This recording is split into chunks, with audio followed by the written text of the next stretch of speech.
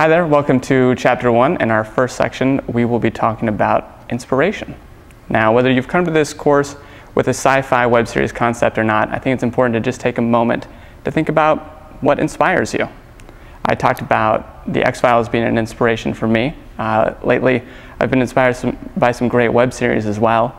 Who's at the End, for example, I think does a great job of telling small personal stories, and that is a type of storytelling that I really enjoy.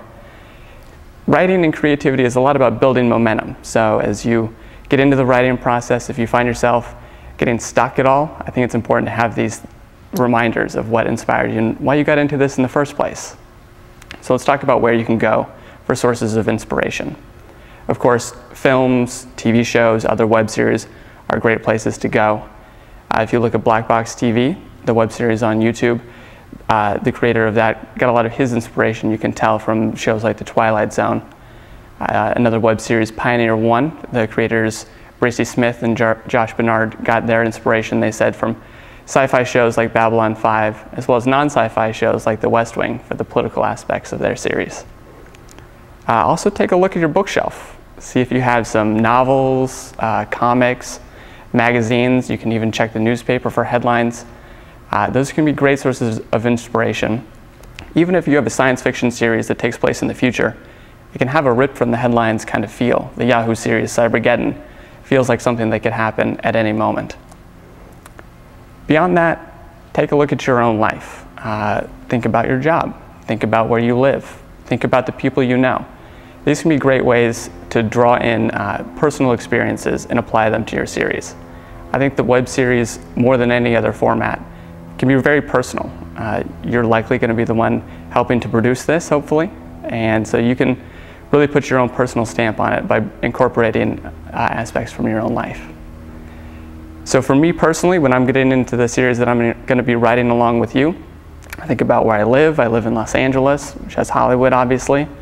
So there's an interesting dynamic about a place that can be so many different things to so many different people. It's sort of a chameleon kind of landscape. So that's something I'm going to be thinking about.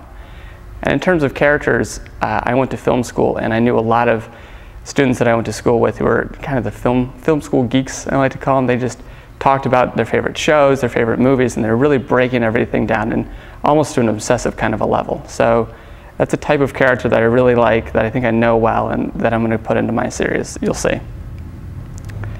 Lastly, when we talk about inspiration, I want you to think about why you're doing this. What got you interested in getting this course, wanting to pick up a pen and paper and write a script?